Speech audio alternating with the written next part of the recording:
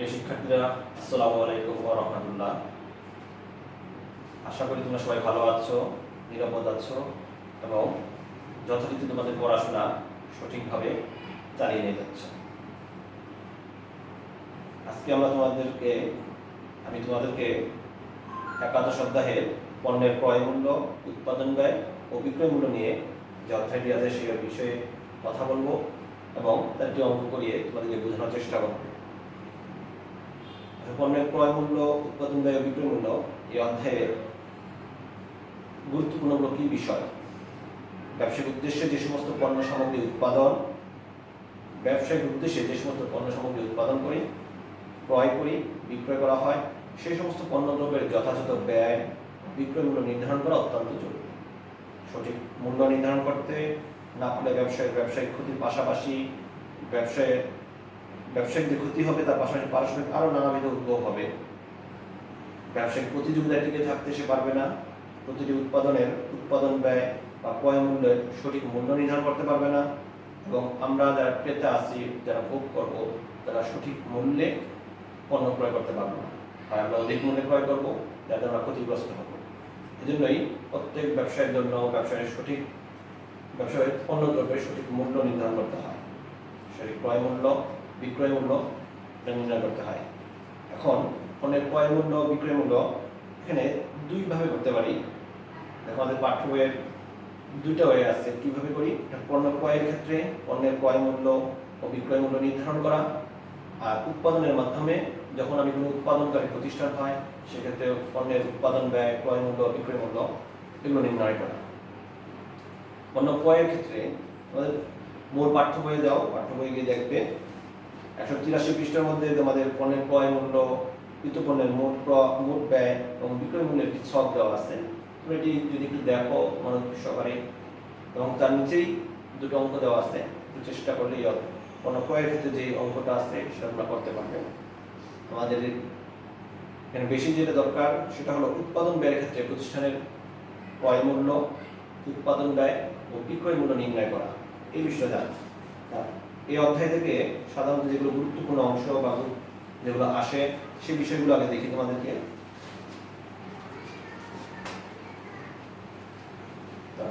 এই অধ্যায়ের যেগুলো গুরুত্বপূর্ণ অংশ সেগুলো আসো লিখে নাও তোমরা।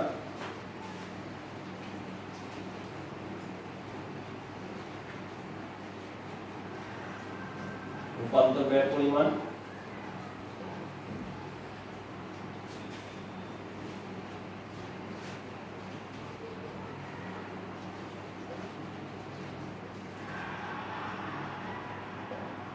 ব্যয়ের পরিমাণ নির্ণয়,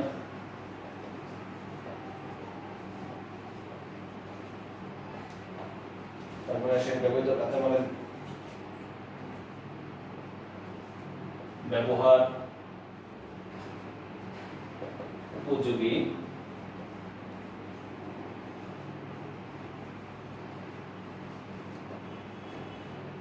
কাঁচামালের পরিমাণ নির্ণয়,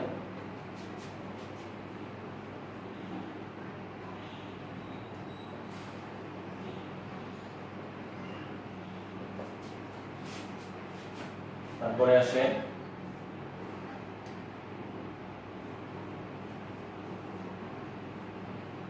ব্যবহৃত কাঁচামালের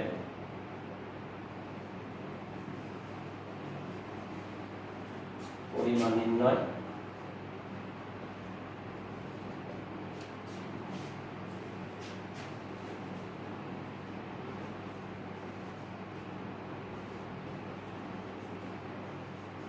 মুখ্য ব্যয়ের পরিমাণ নির্ণয়,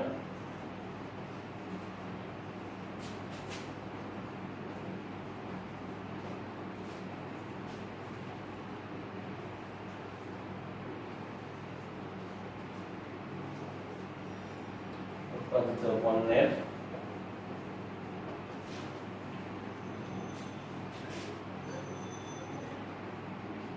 ব্যয় বিবরণী নির্ণয়,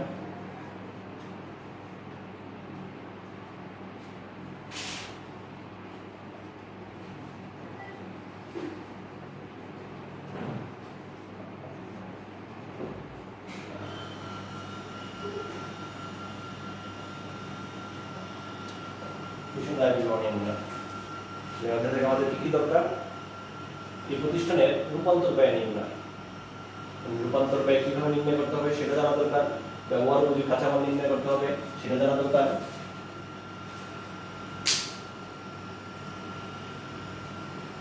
তারপরে ব্যবহৃত কাঁচামালের পরিমাণ নির্ণয়, মুখ্য ব্যয় পরিমাণ নির্ণয়, উৎপাদিত পণ্যের ব্যয় নির্ণয় আর বিশদ আয় বিবরণ নির্ণয়।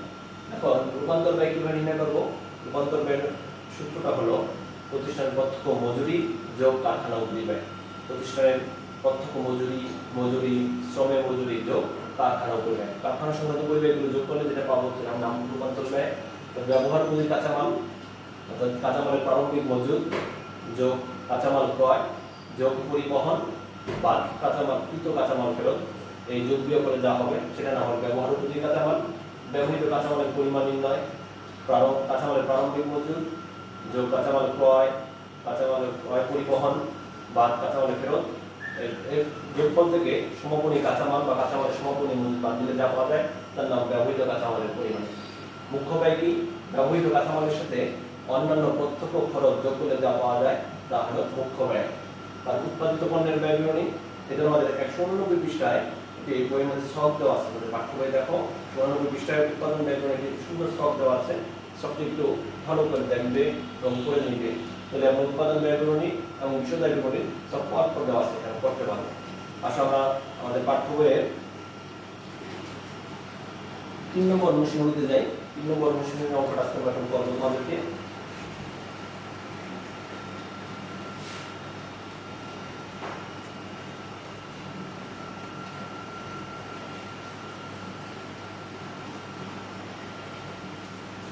নম্বরে যে উপাদানগুলো দেওয়া আছে, কাগজের প্রিন্টার কোম্পানি যেখানে কিছু ডায়েরি উৎপাদন করবে, প্রকাশনী কোম্পানি তারা কাগজ দিয়ে আঠা দিয়ে সুতা দিয়ে ব্যবহার করে কিছু ডায়েরি তৈরি করবে।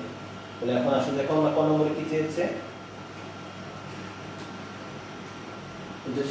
শাপলা প্রিন্টার্সের রূপান্তর ব্যয় নির্ণয় করো।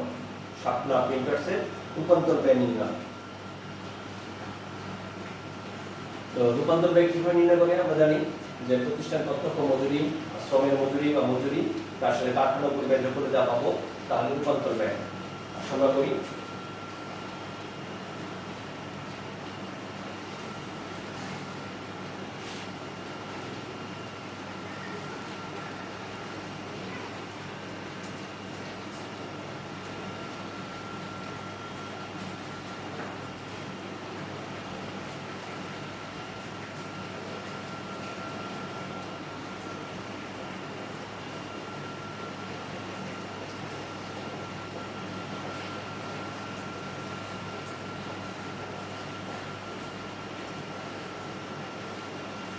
বিবরণ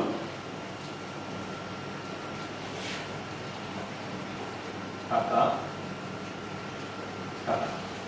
এখন দেখো প্রতিষ্ঠানের প্রত্যক্ষ মজুরি কত টাকা দেওয়া আছে কিনা? এখানে দেওয়া আছে প্রত্যক্ষ মজুরি 12,500 টাকা।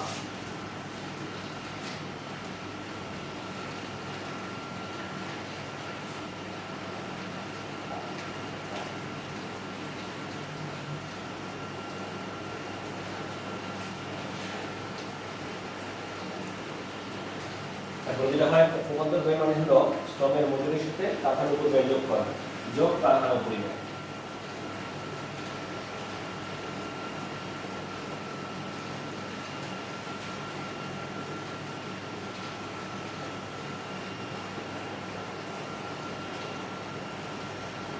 এখন কারখানা সংক্রান্ত যাবতীয় খরচগুলো হলো কারখানা উপর ব্যয়। আসলে এটি প্রতিষ্ঠানে কি আছে? কারখানার উপর ব্যয়, আঠা ও সুতা ক্রয়, কারখানার ভাড়া, কারখানা বিদ্যুৎ খরচ। আঠা ও সুতা ক্রয় 5,000,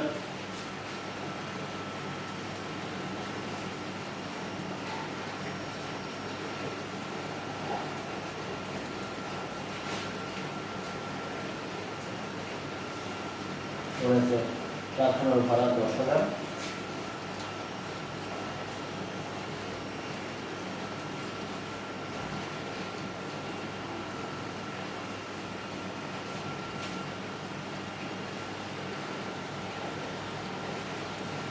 দেখুন কারখানার বিদ্যুৎ খরচ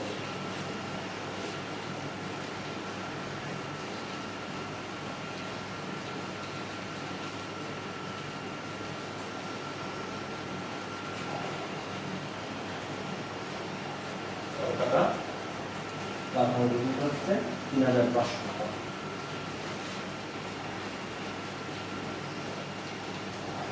10 + 15 প্রতিদিন 18,500 টাকা। হলো 12, 18, 30, 31 টাকা।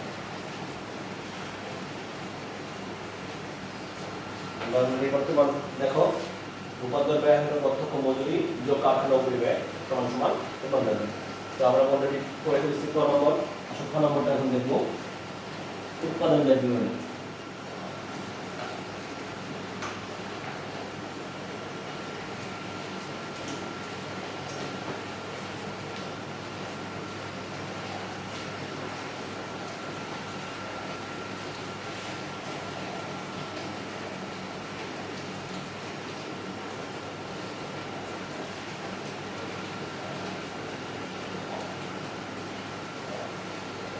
দেখো ক নম্বরে কি চেয়েছে, সাতটা প্রিন্টার্সের একটি ডায়েরি, প্রতি ডায়েরি উৎপাদন ব্যয় বিবরণী, উৎপাদন ব্যয় নির্ণয় করা।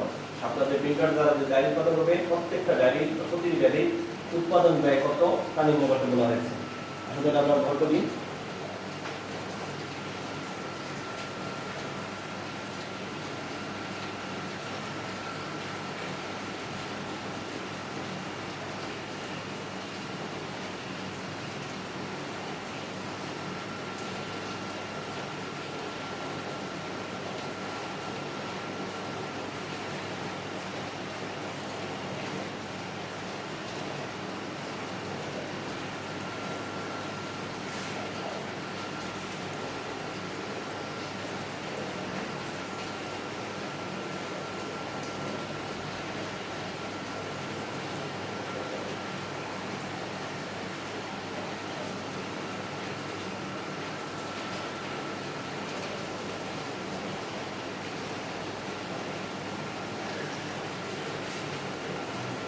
সংখ্যা হবে এরকম, প্রথমে প্রতিষ্ঠানের নাম, হিসাবের নাম, তারপরে যদি তারিখ থেকে তারিখ দিব, তারিখ না থাকে তাহলে তারিখ দিব না। তাহলে এখানে ভিতরে হবে বিবরণ,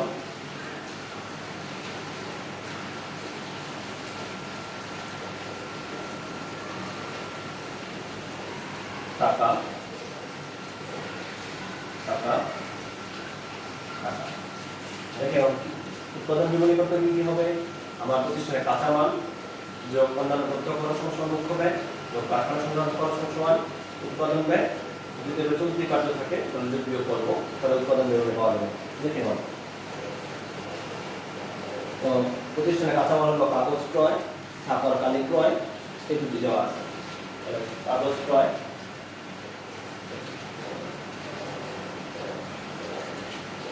তারপর ছাপার কালি ক্রয়,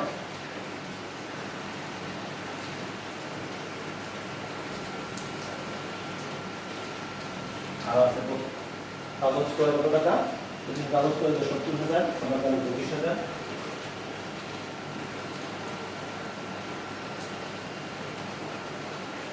বর্তমানে হলো 25,000। প্রত্যক্ষ মজুরি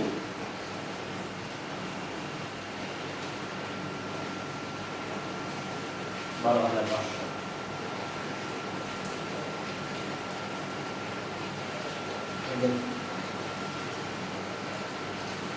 সত্তর 20, 90, 95, 95, 10, 1,07,500। এরপরে আসবে কারখানা পরিবেশ, তারপরে আমাদের এটা আসবে হলো কারখানা পরিবেশ।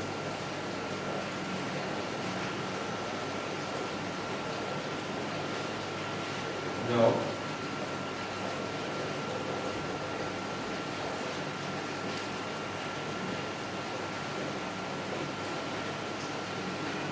কারখানা পরিবেশ।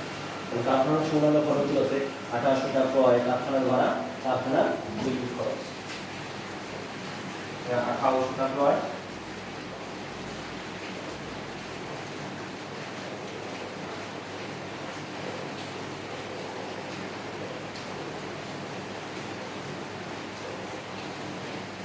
কারখানার ভাড়া, কারখানার বিদ্যুৎ খরচ।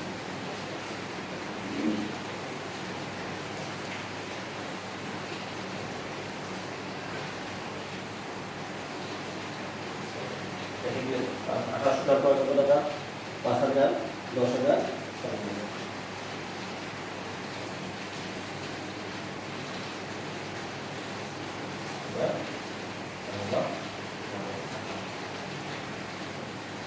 দশ পাঁচ পূর্ণ 18,500।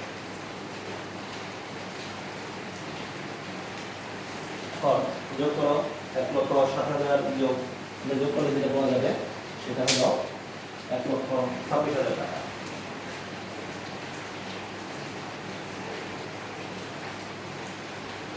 এটা হলো উৎপাদন মূল্য।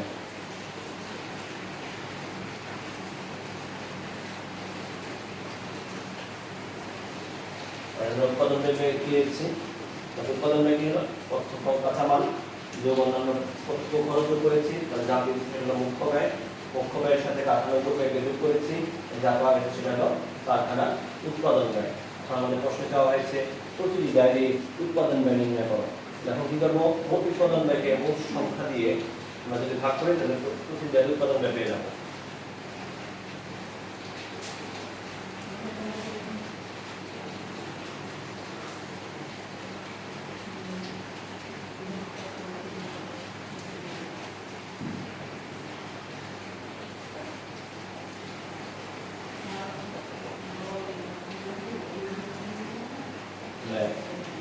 সুতরাং প্রতিটি ব্যয়ের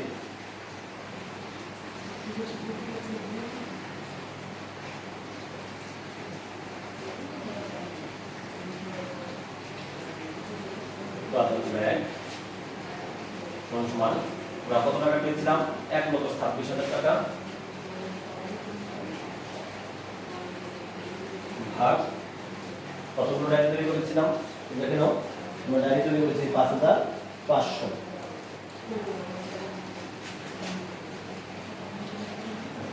এখন মোট টাকাকে মানে আমাদের যে উৎপাদন ব্যয় দিয়েছিলাম, উৎপাদন ব্যয় ওই মোট টাকাকে মোট ডায়েরি সংখ্যা দিয়ে ভাগ করলে যা পাবো তাই প্রতিটি ডায়েরির উৎপাদন ব্যয়। ভাগ করলে কত হয়? ক্যালকুলেটর দিয়ে দেখো, আমি যেটা দেখেছি সেটা হলো 22.91 টাকা। 22.91 টাকা। তাহলে আমরা খ নম্বর করলাম, উৎপাদন ব্যয় প্রয়োগ করলাম, তারপরে আমরা ওই ছকের নিচে করতে পারতাম, আবার এরকমভাবে আলাদাভাবে করেও দেখা দেওয়া যাবে। আশা করি তুমি অঙ্ক করতে পারবে, বুঝতে পারছো।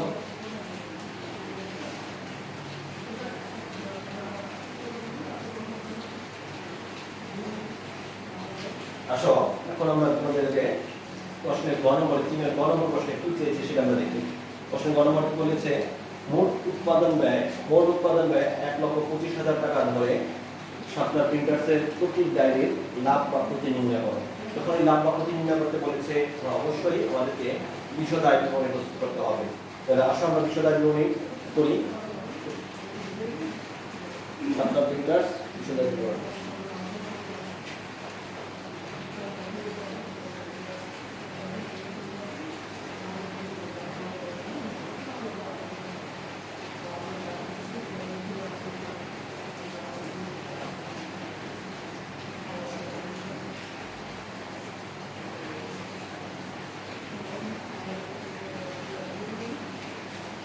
তারপরে তারিখ যদি থাকে তারিখটা দিই, তো আমাদের 2017 সালে 31 ডিসেম্বর তারিখে সমাপ্ত করতে হবে।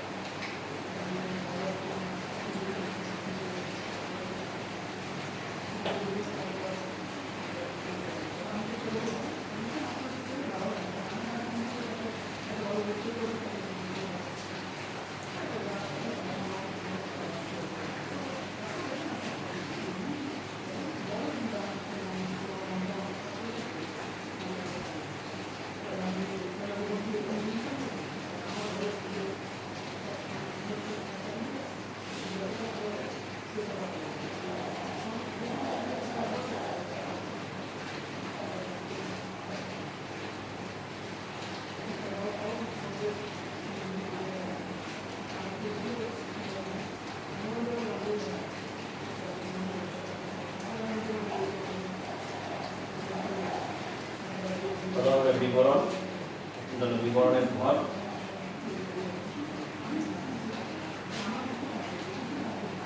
টাকা টাকা টাকা।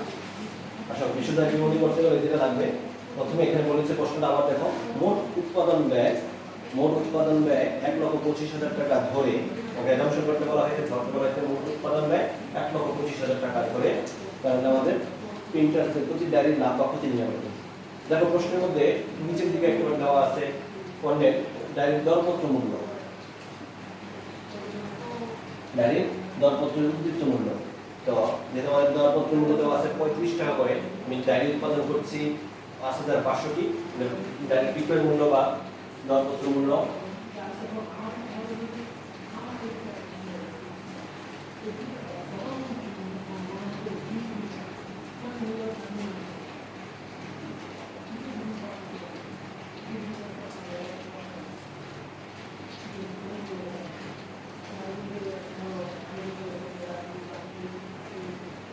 আমাদের ডায়েরির মোট উৎপাদন হচ্ছে 5,500, আর দরপত্র মানে আমি কত করে বিক্রি করবো, তাহলে সেটাকে ধরা হয়েছে 35 টাকা করে দেওয়া আছে। দরপত্র মূল্য বিক্রয় মূল্য গুণ করো, যে পাবে 1,92,500 টাকা, 1,92,500 টাকা হবে। আর অলরেডি আমাদের বিক্রিত পণ্যের মোট উৎপাদন ব্যয় দেওয়া আছে, তাহলে বিক্রয় মূল্য থেকে উৎপাদন ব্যয় বাদ দিব, তাহলে যেটা পাবো তাহলে আমরা মোট মুনাফা পেয়ে যাবো, বা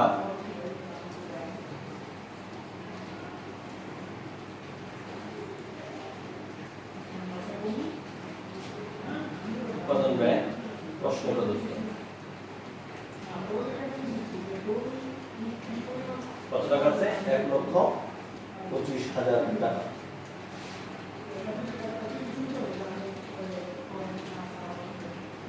এখন বিয়োগ করো তোমরা সবাই এখানে 500 টাকা, এখানে 5 × 2 = 7, 7 × 12, হাতে 1, 3, 3 × 6, 65,500 টাকা। তাহলে মোট মুনাফা দাঁড়ালো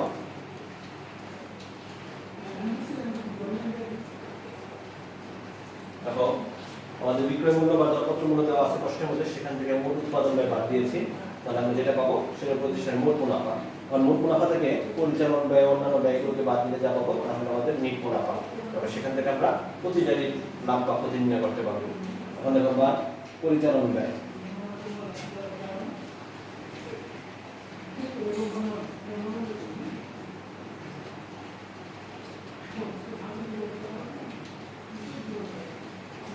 পরিচালন ব্যয়ের মধ্যে এখানে দুই রকম যে উপাদানগুলো আছে সেগুলো দুই ভাগে ভাগ করা যায়।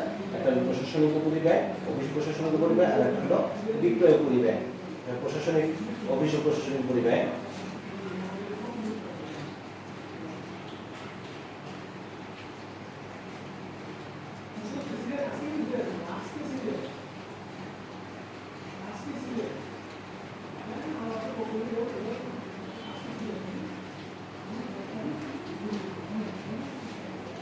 অফিস ও প্রশাসনিক ব্যয় 12,000 টাকা।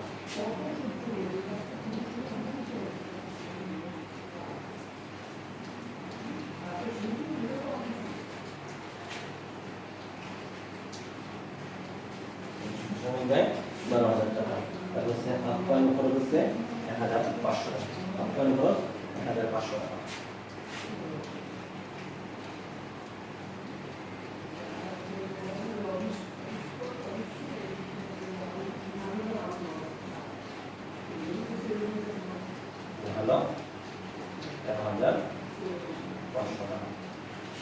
পরিচালন ব্যয় যেটা অবশ্যই তার প্রশাসনিক ব্যয়, এটা হলো বিক্রয় পরিব্যয়।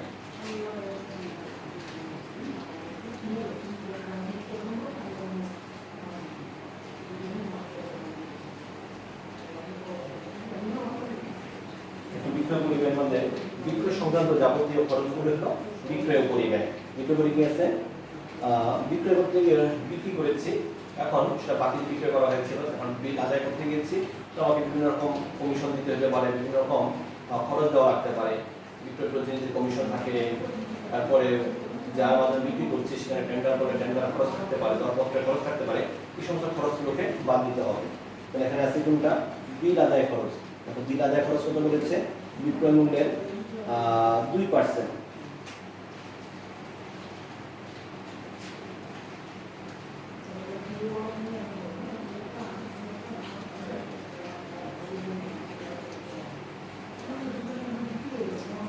বিক্রি করেছি 1,92,500 টাকা।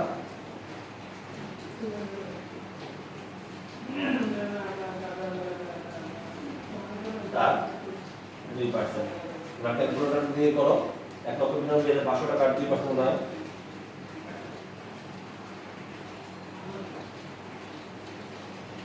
হয় আমার 3850 টাকা।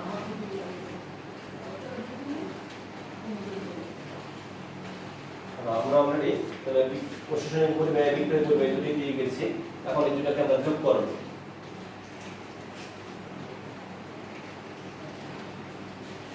যোগ করলে কত হয়? 13 আর 3 16, 16,000, 17,350 টাকা। 17,350 টাকা। এখন মোট মুনাফা থেকে পরিচালন ব্যয় বাদ দিলে যা পাবো সেটাই হলো ব্যবসার নিট লাভ অথবা নিট ক্ষতি। যদি মোট মুনাফা বড় হয়, পরিচালন ব্যয় ছোট হয়, তাহলে সেটা নিট লাভ। যদি মোট মুনাফা ছোট হয় আর এই খরচটা বড় হয়, তাহলে সেটা নিট ক্ষতি। তাহলে আমরা এখন যোগ বিয়োগ করলে পেয়ে যাব 67,000 থেকে 50,000।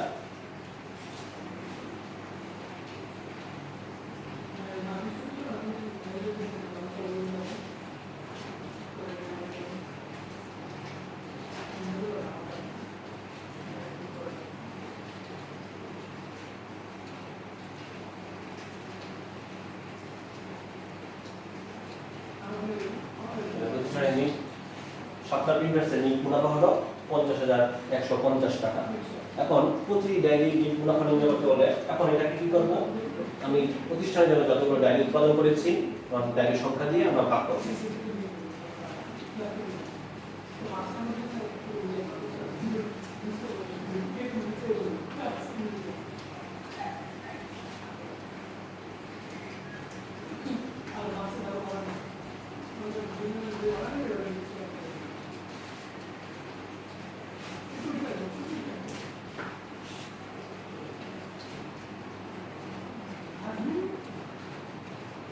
নির্ণয় করতে বলেছিলাম আমাদেরকে প্রতি ডায়েরির লাভ বা ক্ষতি নির্ণয় করো।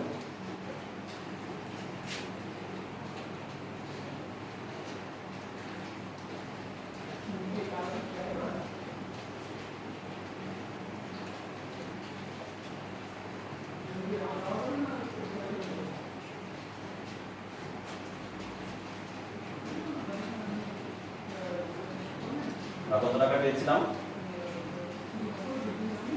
50,150। 50,150 প্রতি ডায়েরি লাভ।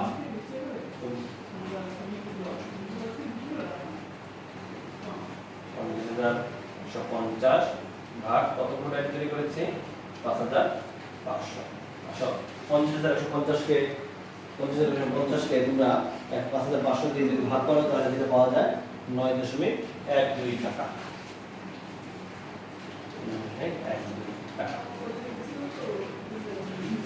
আশা করি তোমরা দেখেছো এবং বোঝার চেষ্টা করেছো এবং বুঝতে পেরেছো। আশা করি তোমরা যদি এই অঙ্কটাকে আরো একবার করো, নিজেরা বাসায় করার চেষ্টা করো এবং কয়েকবার দেখো কিভাবে করা হলো, কোন কোন ধাপ অবলম্বন করা হয়েছে। তোমরা আশা করি এখন থেকে নিয়মিত অঙ্কগুলো করতে পারবে এবং অন্যান্য অঙ্ক তোমরা সমাধান করতে পারবে।